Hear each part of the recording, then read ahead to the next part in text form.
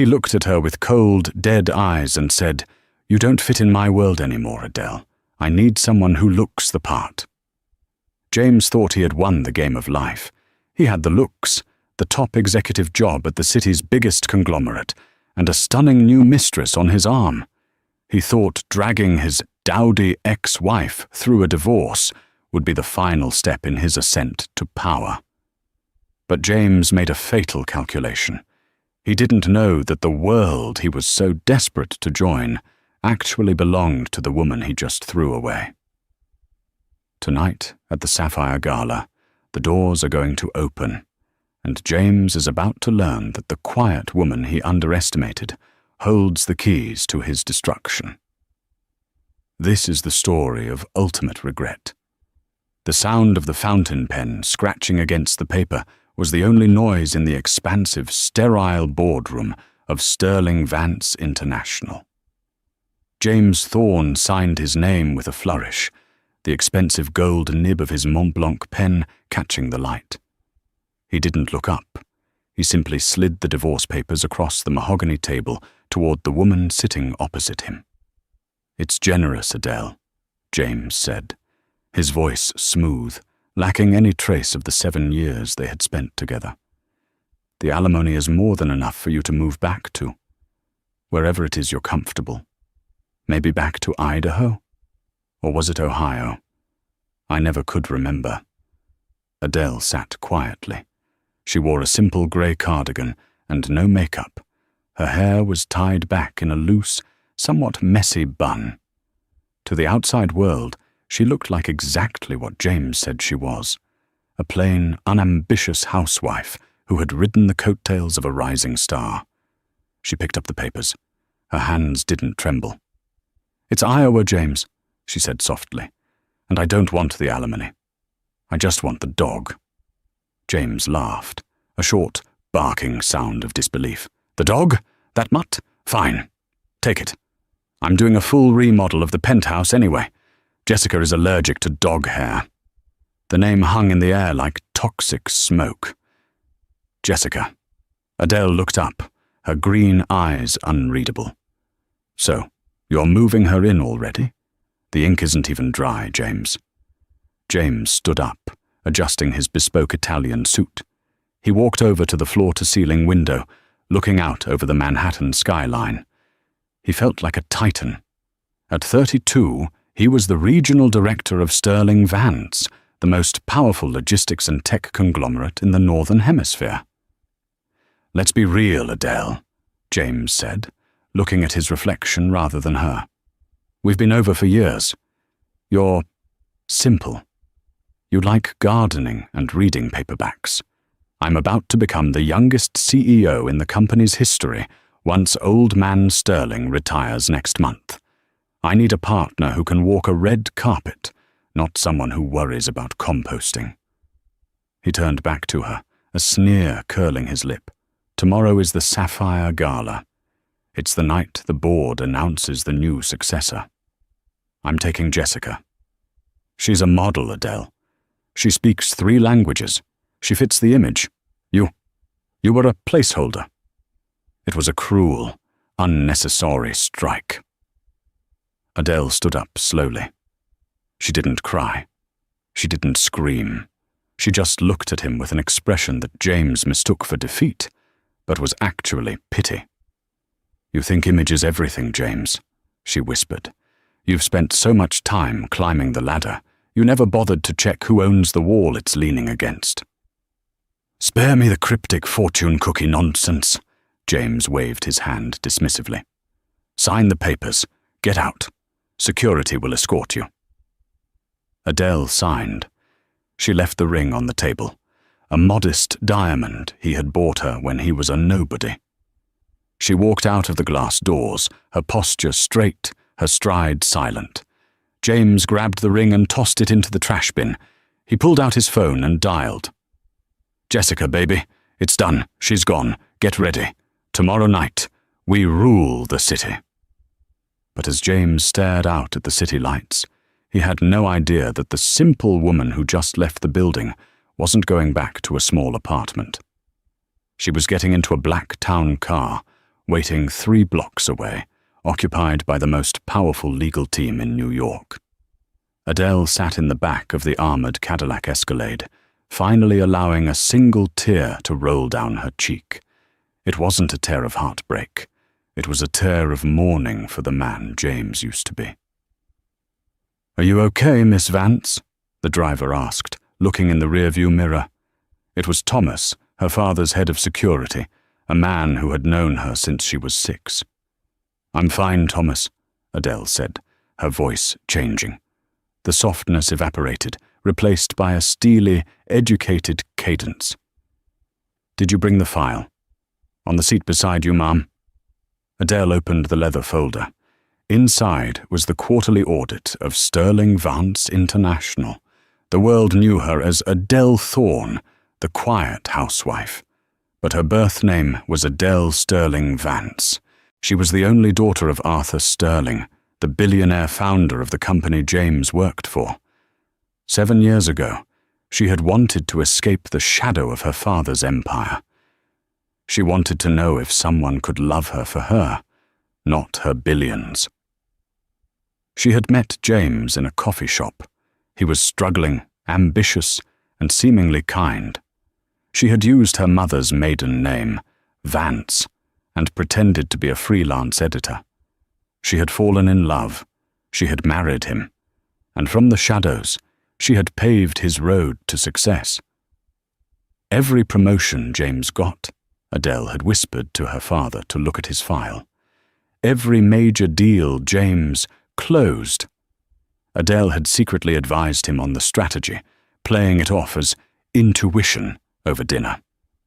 She had built him, and he had just discarded her because he thought she wasn't elite enough. Her phone buzzed. It was a private number. "Hi, Dad," Adele answered. "Did he sign?" Arthur Sterling's voice was a low rumble. He was a man who could crash stock markets with a frown, but he had a soft spot for his daughter. "He did," Adele said. "He let me keep the dog." "The fool," Arthur grunted. "Does he know?" "No. He thinks I'm moving to Iowa. He told me I don't fit his world." "His world?" Arthur let out a dry, terrifying laugh. "He's living in a cardboard box inside your world, honey. Listen, I'm tired of this charade. The board is expecting the announcement tomorrow. I was going to give him the CEO spot because you asked me to, despite his arrogance. But now?" "Now," Adele said, closing the file. "We go with Plan B." "And what is Plan B?" Adele looked out the window as the car passed a billboard featuring one of James's recent ad campaigns. "Plan B is that I stop hiding. He wants a woman who can walk the red carpet. He wants someone who commands respect. I'll show him exactly what that looks like." "You're coming to the gala," Arthur said, delight in his voice. "I'm not just coming, Dad. I'm hosting it. It's time the placeholder took her proper seat at the table. Make sure security knows not to let James in through the VIP entrance. If he wants to be elite, let's see if he can survive the shark tank without me holding his hand." "And the mistress?" Arthur asked. "Let her come," Adele said coldly. "I need a witness." She hung up. She pulled the pins out of her hair, letting the golden waves fall over her shoulders. She wiped the modest lipstick off her face. The simple housewife was dead. The heiress had returned. The grand ballroom of the Pierre Hotel was transformed into a shimmering ocean of blue and silver.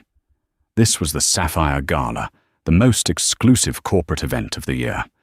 Senators, tech moguls, and A-list celebrities mingled under chandeliers that cost more than most houses. At 7:30 p.m., a sleek red Ferrari pulled up to the valet. James stepped out, looking every bit the movie star. He wore a midnight blue tuxedo, custom-made on Savile Row. On his arm was Jessica. Jessica was undeniably beautiful, in a loud, flashy way. She wore a dress that was cut too low and slit too high, covered in sequins that caught the light aggressively. She was 23, a chaotic mix of ambition and naivety.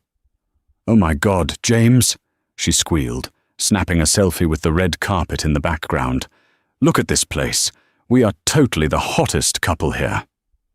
"Act like you belong, Jess," James muttered, checking his reflection in the car window. "Tonight is about power. I need to find Arthur Sterling. Once I shake his hand, the CEO position is mine." They walked up the stairs. James handed his invite to the doorman with a smirk. "James Thorne, Regional Director, +1. The doorman, an older man with white gloves, scanned the list. He paused. He frowned. "Is there a problem?" James asked, his patience instantly fraying.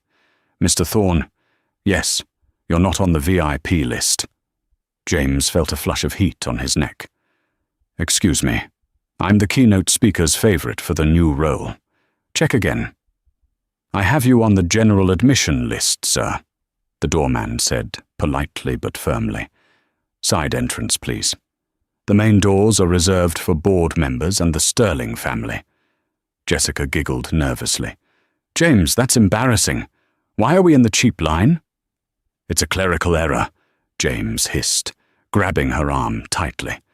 "Come on. I'll fire this guy tomorrow." They walked around to the side entrance, squeezing past mid-level managers and suppliers. James was fuming. This wasn't how his coronation was supposed to begin. Once inside, however, his confidence returned. The room was spectacular. Waiters circulated with glasses of Dom Perignon. James spotted Julian, the CFO of the company. He steered Jessica toward him. "Julian, good to see you," James beamed, extending a hand. Julian, a man in his 50s who knew where the bodies were buried, looked at James with a strange expression. It was a mix of confusion and second-hand embarrassment. "James," Julian nodded, not taking the hand. "I didn't think you'd be here tonight, considering." "Considering what?" James laughed. "The divorce? Old news, Julian. Dead weight is gone. Meet Jessica." Jessica waved, her gum chewing, slightly audible. "Hi, love your tie." Julian looked at Jessica, then back to James. "Right. Well, enjoy the evening, James. It's going to be memorable." Julian hurried away. "Weird guy," Jessica said, grabbing a champagne flute. "He's just jealous," James said, scanning the room. "Where is Arthur Sterling? The old man usually makes an entrance by now." The lights in the ballroom suddenly dimmed. A spotlight hit the main stage. The room went silent. A voice boomed over the speakers. "Ladies and gentlemen, please welcome the chairman of Sterling Vance International, Mr. Arthur Sterling." The crowd erupted in applause. James clapped harder than anyone, whispering to Jessica, "Watch this. He's going to call me up in 10 minutes." Arthur Sterling walked onto the stage. He was 70, but he moved with the vigor of a boxer. He adjusted the microphone.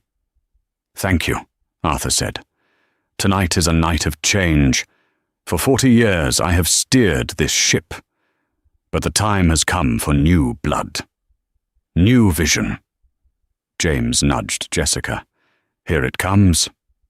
"But before I announce the new CAO," Arthur continued, his eyes scanning the crowd, landing briefly on the back corner where James stood, "I want to introduce you to the person who has actually been running the strategy of this company from the shadows for the last 5 years. The person who designed the Asia acquisition. The person who saved us from the tech bubble crash." James frowned. He had executed the Asia acquisition, but he hadn't designed it. He remembered bringing the paperwork home and complaining about it, and Adele staying up all night fixing the numbers. "Please welcome," Arthur's voice boomed, "my daughter and the majority shareholder of Sterling Vance, Ms. Adele Sterling Vance." The double doors at the top of the grand staircase swung open. James dropped his champagne glass. It shattered on the floor, splashing onto Jessica's shoes, but he didn't notice. At the top of the stairs stood a woman. She wasn't wearing a grey cardigan. She was wearing a custom emerald green gown that hugged every curve, dripping in diamonds that made Jessica's sequins look like plastic. Her hair was a cascading waterfall of gold. Her makeup was sharp, fierce, and perfect. It was Adele, and she was looking directly at him. The silence in the ballroom was absolute, a heavy, suffocating blanket that smothered the gentle clinking of silverware and the murmur of polite conversation. Every eye was fixed on the staircase, but none were as wide or as terrified as James Thorne's. Adele descended the marble steps with the grace of a queen, returning to claim a stolen throne. The emerald silk of her gown flowed around her like liquid money, the slit in the skirt revealing legs that James had ignored for years, now accentuated by strappy diamond heels that cost more than his car. But it wasn't the dress, or the jewels, or the hair. It was her eyes. They were scanning the crowd, cool and predatory. When they locked onto James, she didn't flinch. She didn't look away in shame as she usually did when he criticized her outfit or her cooking. She held his gaze, and for the first time in his life, James felt small. He felt like an insect under a magnifying glass, about to be burned. "James!" Jessica tugged on his sleeve, her voice shrill and confused. "James! Isn't that your ex-wife? The one from the cornfields?" James couldn't speak. His throat felt like it was filled with sawdust. He tried to formulate a sentence, a rational explanation, but his brain was short-circuiting. Adele? A Sterling? It's impossible. He replayed their entire marriage in his head in the span of a second. The way she never talked about her family. The way she smiled vaguely when he bragged about meeting the big boss, Arthur Sterling. The way she always urged him to sign prenuptial agreements that kept their assets separate. She wasn't protecting my money, he realized with a sick lurch of his stomach. She was protecting hers. Adele reached the bottom of the stairs. Arthur Sterling, the man James had spent 5 years trying to impress, walked over to her. He didn't shake her hand. He kissed her on the cheek and offered her his arm. The affection was genuine, warm, a stark contrast to the terrifying, icy demeanor Arthur usually showed his employees. "Ladies and gentlemen," Arthur said, his voice amplified by the microphone. "I apologize for the deception over the years. My daughter wished to make her own way in the world, to understand life without the filter of extreme wealth. She wanted to know who she could trust. And tonight, I believe she has her answer." A ripple of whispers went through the crowd.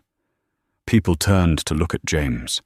He could feel their eyes, judging, laughing, pitying. "No," James whispered. The denial was rising in him, a desperate, clawing thing. "This is a joke. It's a prank." He dropped Jessica's arm. "Stay here." "Where are you going?" Jessica hissed, grabbing his bicep. "Everyone is looking at us, James. You have champagne on your shoes." "Shut up!" James snapped, shoving her hand away.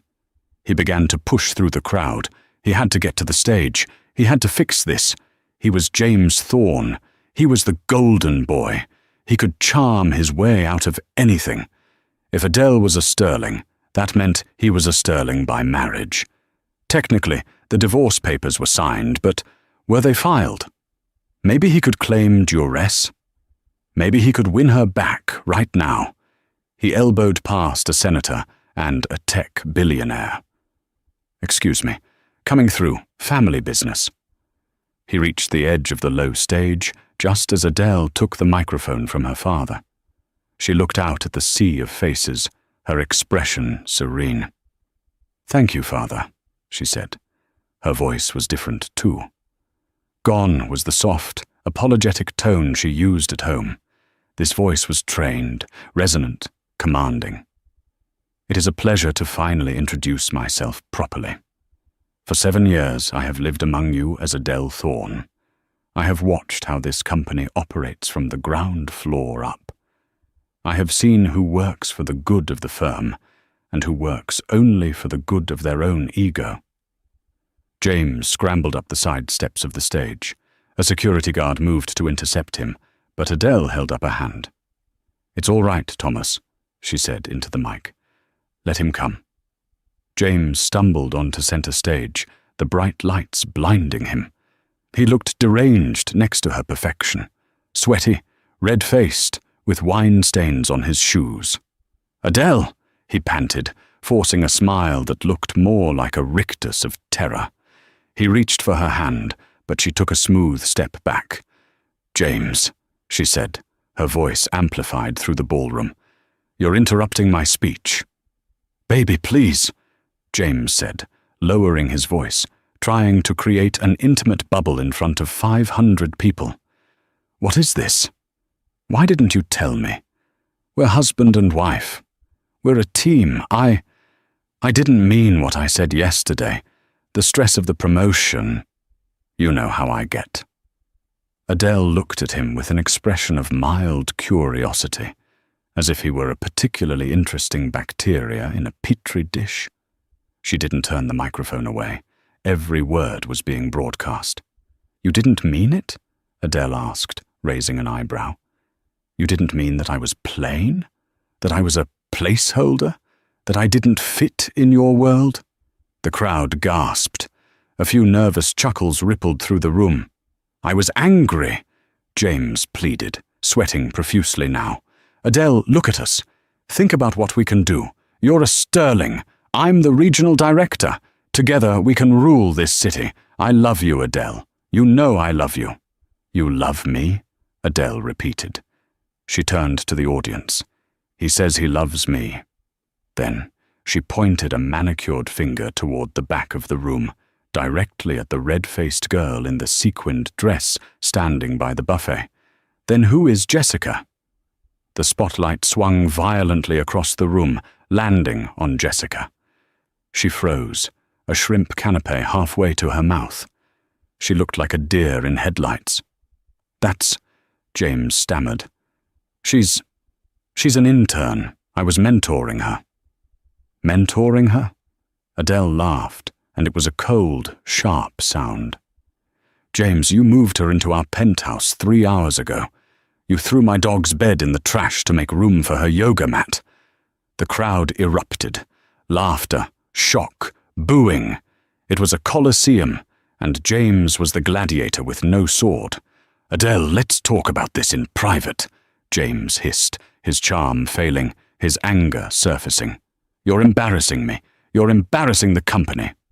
"I am the company, James," she said, her voice dropping an octave, becoming deadly serious. "And you are trespassing." James stiffened. "I work here. I am the top executive in this room." "Are you?" Adele turned to her father. "Dad, did we sign the Q4 personnel restructuring forms?" Arthur Sterling stepped forward, pulling a document from his tuxedo jacket pocket. "I have them right here." "Excellent," Adele said. She looked back at James. "You see, James, tonight isn't just a gala. It's a performance review, and I'm afraid you've failed." James felt the floor tilting beneath him. "What are you talking about?" "You think you earned your success," Adele said, stepping closer to him, her heels clicking on the stage. "But let's look at the record. The logistics deal of 2023. You wanted to buy the fleet. I told you to lease the shipping containers. You saved $40 million because I did the math while you were playing golf." James's face went pale. "That's private spousal conversation." "The merger with Omnicorp?" Adele continued, relentless. "You wanted to settle for 12%. I told you to hold out for 18% because I knew, from my father, that they were desperate. I wrote your negotiation script, James. I typed it out for you while you were tired and watching football." "Stop it," James whispered. "Every major success you have had in the last 5 years was me," Adele announced to the room. I was the architect. You were just the face. And frankly, the face has become tired. She turned to the crowd, raising her voice. There is a rumor that tonight a new CEO would be announced. That rumor is true. James puffed out his chest. Despite everything, a tiny, delusional part of him thought, maybe she'll still give it to me, to keep me close. She needs me. The board and I have voted, Adele said. The new CEO of Sterling Vance International is me.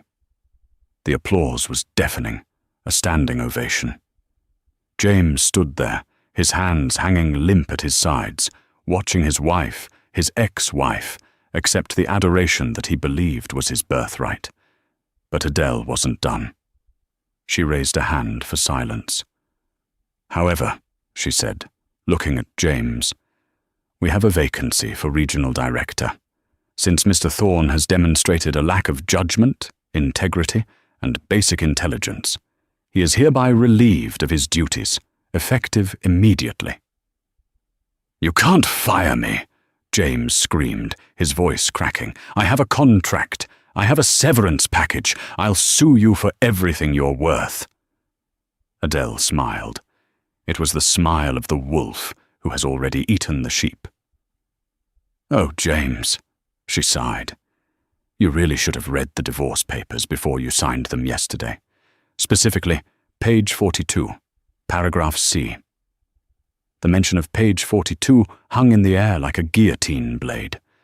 James stared at her. What? You were so eager to get rid of me, Adele explained, her voice projecting clearly to the back of the room where the press photographers were now flashing their cameras like a lightning storm. You were so desperate to clear the decks for Jessica that you didn't read the non-compete and conduct clause I added to the settlement. She signaled to the large screen behind the stage. The tech team, clearly prepped for this moment, projected a PDF of the document James had signed less than 24 hours ago. There was his signature, sloppy, arrogant, rushed. Let me read it for you, Adele said, turning to look at the screen. In the event that the signatory, James Thorne, engages in acts of public infidelity or conduct detrimental to the reputation of the Sterling family prior to the finalization of the decree, all severance, stock options, and bonuses are forfeited. Furthermore, the signatory acknowledges that any intellectual property or business strategies developed during the marriage remain the sole property of the spouse, Adele Sterling Vance. The room went silent. You signed away your stocks, James, Adele said softly. You signed away your bonus. You even signed away the rights to the projects you claimed were yours. You have nothing. You leave this company with exactly what you brought into this marriage, your ego and a cheap suit. James felt his knees give way. He actually staggered. This is entrapment. It's business, Adele corrected him. You always said business was about survival of the fittest. You just didn't realize you were the prey. She turned to the security guards. Thomas, please escort Mr. Thorne off the premises and take his company phone and car keys. Those are Sterling Vance property. Thomas, the burly driver who had comforted Adele earlier that day, stepped onto the stage. He didn't look like a driver anymore. He looked like an enforcer. He grabbed James by the arm, not gently. Let go of me, James shouted, thrashing. I'm a VIP. I'm the director. Move, Mr. Thorne, Thomas grunted, dragging him toward the stairs. As James was hauled down the steps, stumbling and nearly falling, he looked frantically into the crowd for an ally. He saw Julian, the CFO. Julian, do something.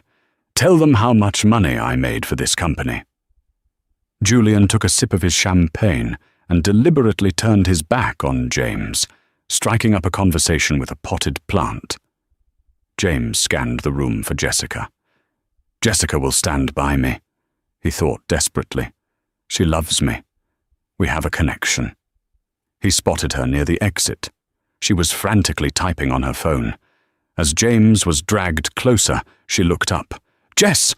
James yelled. "Jess, call a lawyer! Get the car!" Jessica looked at James, sweaty, disgraced, fired, and broke. Then she looked up at Adele on the stage, powerful, rich, and triumphant. Jessica put her phone in her purse. She didn't step forward. She stepped back. "I don't think so, James," she said, loud enough for the nearby crowd to hear. "You told me you were the CEO. You told me she was crazy. I don't date liars or losers." She turned on her heel and walked out the door, the sequins on her dress flashing like a warning sign. "Jessica!" James screamed. The humiliation was total. The security guards didn't drag him out the side door this time. They marched him right down the center aisle, past the rows of people he had sneered at for years. He saw the faces of secretaries he had yelled at, junior associates he had stolen credit from, and rivals he had mocked. They were all smiling. Some were even recording with their phones. Thomas shoved James through the main doors of the Pierre Hotel and onto the cold pavement of Fifth Avenue. "My coat!"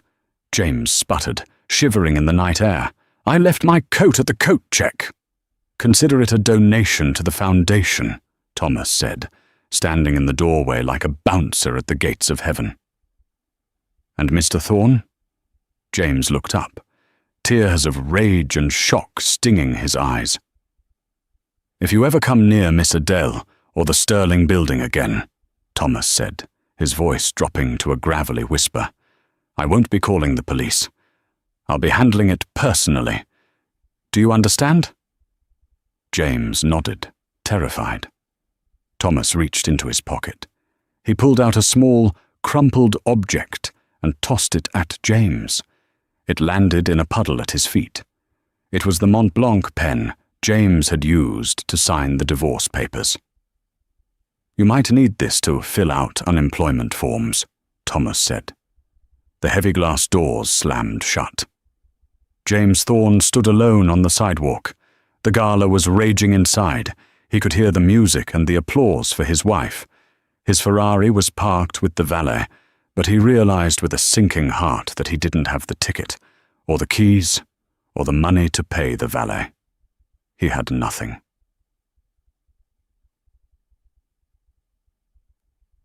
Inside the ballroom, the atmosphere had shifted from shock to celebration.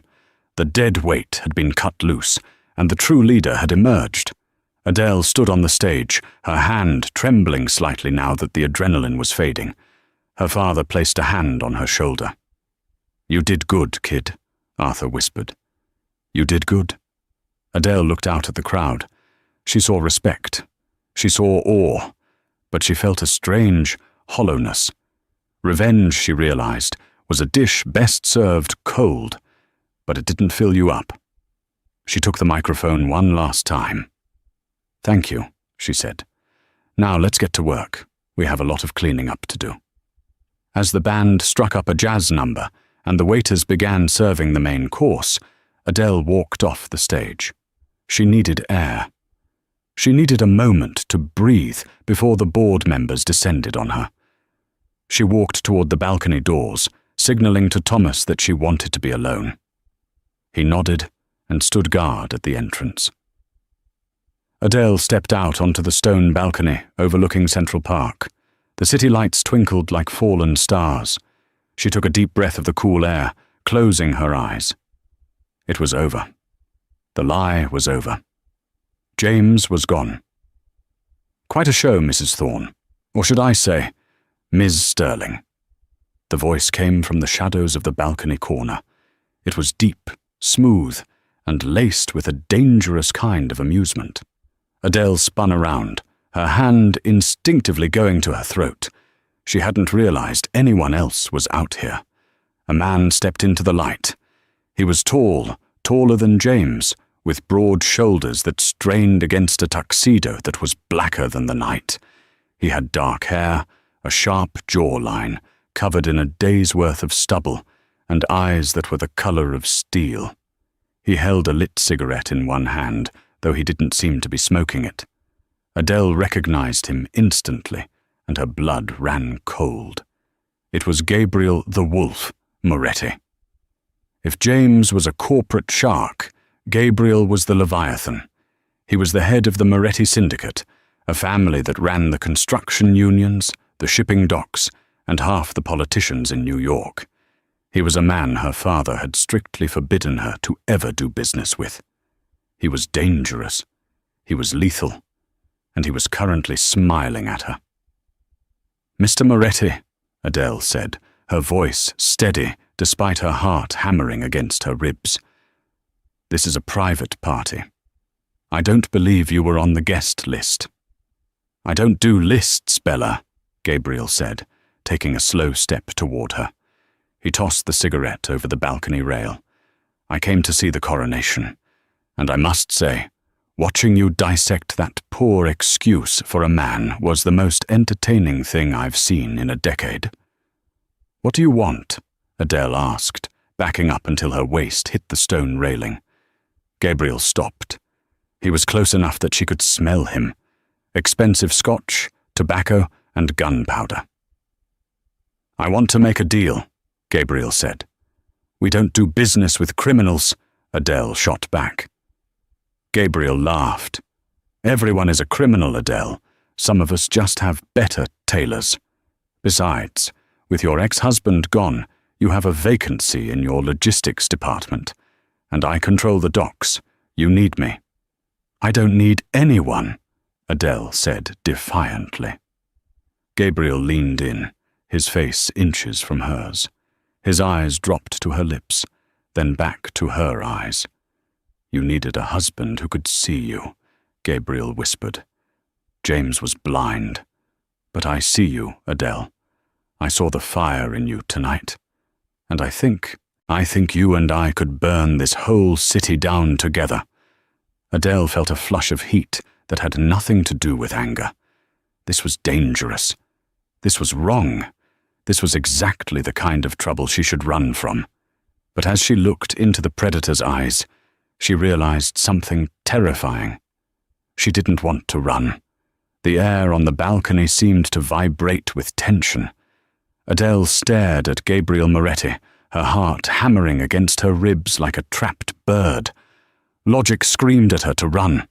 This man was a predator, a kingpin whose name was whispered in fear across the 5 boroughs. But instinct, a dark, dormant instinct that had awakened the moment she humiliated James, told her to stay. "You're proposing an alliance," Adele said, her voice steady, though her hands gripped the cold stone railing behind her. "Sterling Vance operates in the light, Mr. Moretti. You operate in the shadows. Oil and water don't mix." Gabriel took a step closer, invading her personal space with deliberate arrogance. He smelled of danger and expensive cologne. "The shipping industry isn't oil and water, Adele. It's blood and money. You know this. Your father knew this. Why do you think your trucks never get hijacked? Why do you think your containers never sit in customs for weeks?" Adele's eyes widened. "My father paid you." "Your father paid tribute," Gabriel corrected smoothly. "A protection fee. But Arthur is old. He's retiring. The wolves are circling, Adele. Without your ex-husband, you look vulnerable to the market. You need a new dog at the gate, and I'm offering to be the wolf."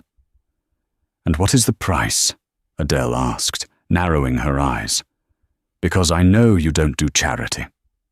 Gabriel smiled, a slow, predatory grin that made her knees weak. "I want legitimacy. I have billions in dirty money, Adele. I need clean ventures. I want a seat on the board. Silent, of course. But equity." "You want to launder money through my company?" Adele accused him. "I want to invest in our future," Gabriel countered. He reached out and tucked a loose strand of golden hair behind her ear. His fingers were rough, callous, contrasting with the softness of her skin. The touch sent a jolt of electricity through her that was terrifyingly pleasant. "Think about it. James is out there right now. A wounded animal is dangerous. He knows your secrets. He knows your passwords. Who is going to stop him when he tries to burn you down? The police? They take 20 minutes to arrive. I take 2. Adele pulled back, her mind racing. He was right. James was petty, vindictive, and desperate. I'll think about it, she whispered. Don't think too long, Tesoro, Gabriel said, stepping back into the shadows. The storm is coming. Meanwhile, on the other side of the city, the storm was already brewing in a cheap motel room in Queens. James Thorne sat on the edge of a stained mattress, staring at the wall. He had sold his watch, a Patek Philippe given to him by Arthur Sterling, to a pawn shop for a fraction of its value, just to pay for the room and a bottle of cheap whiskey. He took a swig, the liquid burning his throat. The humiliation of the gala played on a loop in his mind. The laughter, the way Jessica had looked at him, the way Thomas had thrown him into the street. They think they can erase me, James muttered, his eyes bloodshot and manic. They think I'm just a placeholder. He reached into his pocket. He didn't have his company phone, but he had a burner phone he used for extracurricular activities. And more importantly, he had his memory. James had been the regional director for 5 years. He didn't know the strategy, but he knew the codes. He knew where the servers were located. He knew the dirty laundry, the offshore accounts, the tax loopholes, the sensitive client lists. He dialed a number. Silas Grant speaking, a voice answered. Silas Grant was the CEO of Omnicorp, Sterling Vance's biggest rival. He was a ruthless corporate raider who had been trying to destroy the Sterling Empire for decades. Mr. Grant, James said, his voice raspy. This is James Thorne. There was a pause. The man of the hour? Silas chuckled darkly. I saw the video of your exit, trending #1 on Twitter. Very dramatic. I can destroy her, James said, cutting to the chase. I know the override codes for the automated logistics grid. I can shut down their entire supply chain for a week. I can freeze their assets. I can give you the blueprint to steal their biggest contract. And why would you do that, James? Silas asked.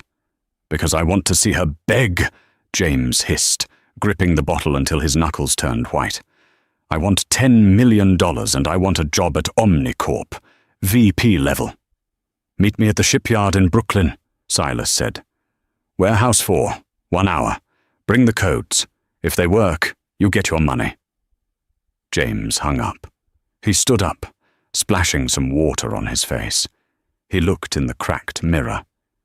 He didn't see a loser. He saw a man about to get even. 1 hour later, Adele was sitting in her father's office at the headquarters, staring at the city skyline. The gala was over. The guests had gone home. But she couldn't sleep. Her phone rang. It was an unknown number. Adele, Gabriel's voice came through, clear and urgent. You have a breach. What? Adele sat up straight. Who is this? It's Gabriel. Listen to me. My men at the docks just spotted a car entering the Omnicorp sector. It's James. Adele felt a chill run down her spine. James. What is he doing there? He's meeting Silas Grant, Gabriel said. Adele, think. What does James have? The override codes, Adele gasped. He never changed them because he was too lazy to memorize new ones. If he gives those to Silas, they can paralyze our fleet. It will cost us billions. It will bankrupt the company by morning. I can stop him, Gabriel said. His voice was devoid of emotion, purely tactical. But if I intervene, there is no going back. We are partners. You owe me. Adele hesitated for only a fraction of a second. She looked at the portrait of her father on the wall, the legacy he built from nothing. She thought of James's smug face when he served her the divorce papers. Do it, Adele said. Stop him. Stay by the phone, Gabriel said. The line went dead. The Brooklyn shipyard was a graveyard of rusted metal and shipping containers shrouded in fog. James parked the stolen sedan he had hot-wired, a skill he learned in his rebellious youth, and walked toward Warehouse 4. 2 large men in suits were waiting for him. They frisked him, took the burner phone, and led him inside. Silas Grant was sitting on a wooden crate, flanked by 3 more bodyguards. He looked like a vulture in a tuxedo. "Mr. Thorne?" Silas smiled. "You look terrible." "Cut the small talk," James spat. "Do you have the money?" "I have a transfer ready," Silas said, tapping a tablet. "But first, the codes," James recited the sequence from memory. Alpha 7 Tango Break 4-4. Authorization, M. Thorne Admin. Silas typed it in. He watched the screen. Green lights flashed. Access granted. "Incredible," Silas laughed. "We're in. I have control of the Sterling fleet. I can reroute every ship to Antarctica if I want." "The money," James demanded, extending a shaking hand. Silas looked at him with pity. James, you really are an amateur. You just admitted to corporate espionage and cyber-terrorism in front of witnesses. Why would I pay you when I can just blackmail you?" James's face fell. "We had a deal." "Deals are for equals," Silas sneered. "You are a liability. Boys, get rid of him. Make it look like a robbery gone wrong." The bodyguards stepped forward, cracking their knuckles. James backed away, terror seizing his throat. "No, wait! I have more info." "Goodbye, James," Silas said, turning his back. Suddenly, the lights in the warehouse exploded, showering the room in sparks and glass. The darkness was instant and absolute. "What is this?" Silas shouted. "Secure the perimeter." Gunshots rang out, short, suppressed bursts. Thwip, thwip, thwip. Silas's bodyguards dropped to the floor, groaning in pain, shot in the kneecaps and shoulders, non-lethal, but incapacitating. A figure emerged from the smoke, illuminated by the headlights of the car outside. It was Gabriel Moretti. He held a suppressed pistol in one hand, relaxed at his side. Behind him stood 6 of his enforcers, armed with assault rifles. "Silas," Gabriel said, his voice echoing in the cavernous space, "you're playing with my toys." Silas froze. He knew who Gabriel was. Everyone knew. "Moretti, this has nothing to do with you." "It has everything to do with me," Gabriel said, walking forward. He kicked the tablet out of Silas's hand and crushed it under his boot. "You see, Sterling Vance is under my protection now." Gabriel turned his gaze to James, who was cowering behind a stack of pallets. "And you?" Gabriel said softly. "The ex-husband." Gabriel signaled to his men. They grabbed James and dragged him into the center of the room. James was sobbing now, a mess of tears and snot. "Please," James begged. "I didn't mean it. I'll leave town. I'll disappear." Gabriel holstered his gun. He pulled out a phone and put it on speaker. "He's secured, Donna," Gabriel said. Adele's voice filled the warehouse. "Is he hurt?" "Only his pride," Gabriel said, "and his pants are a bit wet." James looked at the phone. Adele, thank God. Save me. These people are crazy. Silas tried to kill me." "I heard, James." Adele's voice was cold, harder than diamond. "I've been listening for 10 minutes. "What?" James blinked. "The burner phone you used," Adele said. "Did you really think I didn't know about it? I bought that phone for you 2 years ago for your fishing trips. It has a tracker and a listening device. I knew you were going to Silas before you even left the motel." James slumped. She was always 10 steps ahead. "Gabriel," Adele said, "let Silas go. He knows the rules. If he tries this again, I'll buy his company and strip it for parts." "Agreed," Gabriel said.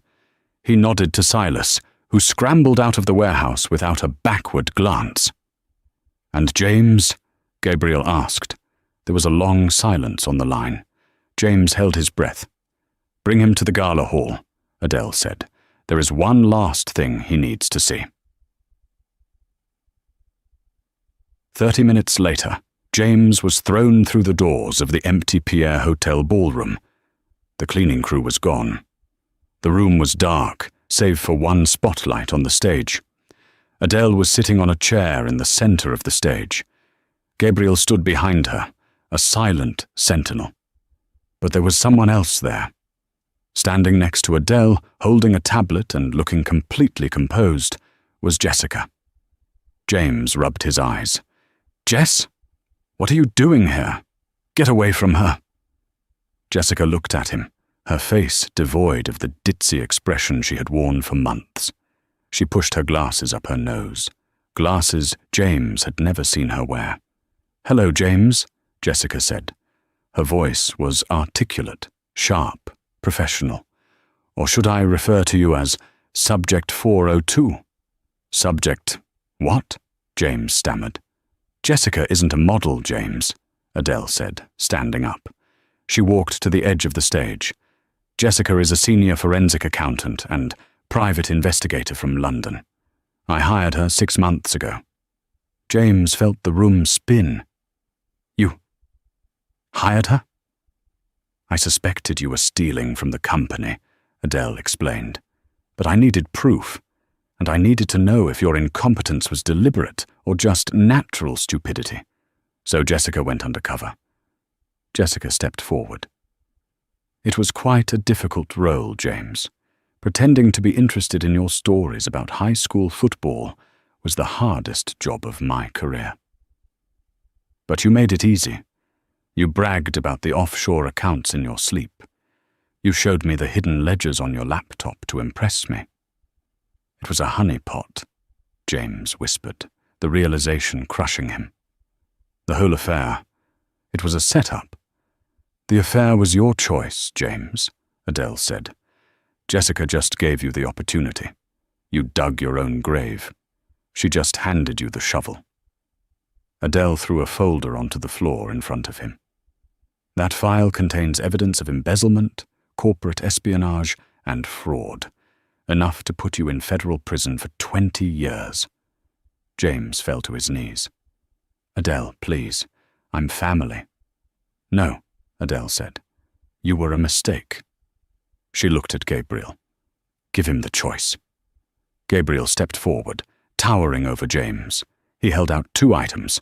In his left hand, a one-way plane ticket to a remote island in Southeast Asia. In his right hand, the phone with the police on speed dial. "Option A," Gabriel rumbled. "You leave tonight. You never return to the US. You never speak the name Sterling or Vance again. You live in a hut and fish for your dinner." "Option B," Adele finished.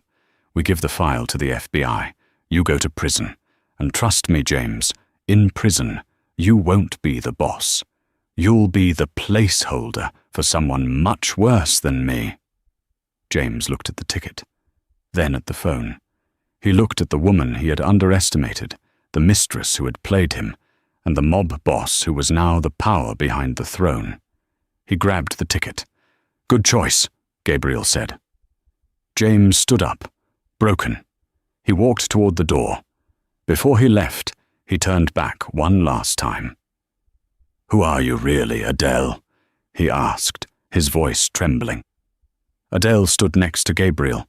The mob boss placed a protective hand on her waist. She didn't pull away. She leaned into it. "I'm the owner," Adele said, "and the house always wins." James walked out into the night, disappearing forever. Adele turned to Gabriel.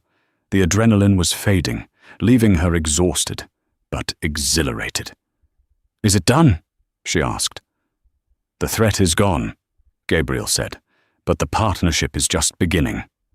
He poured 2 glasses of whiskey from a flask in his jacket.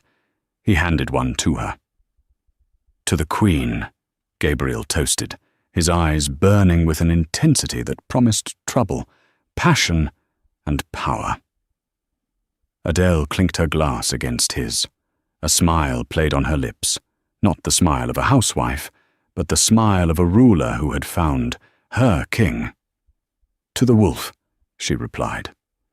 They drank, the liquid warm and sharp, as the sun began to rise over a city that was now theirs to rule. And so, James Thorne learned the hardest lesson of his life. Never mistake silence for weakness, and never judge a book by its cover, especially when that book owns the library. He chased the glitter of a fake life and lost the diamond that was holding him up. Adele didn't just survive, she evolved. She embraced her power, cleared the rot from her life, and found an ally who saw her true worth. Sometimes, the person you discard is the very person holding the keys to your destruction. Wow, what a journey. If you enjoyed this story of betrayal, revenge, and the ultimate power move, please smash that like button. It really helps the channel. And tell me in the comments, do you think Adele made the right choice, allying with Gabriel, or did she just trade one danger for another? Type Team Adele if you think she's a boss. Don't forget to subscribe and hit the bell so you never miss a story. Thanks for watching, and see you in the next video.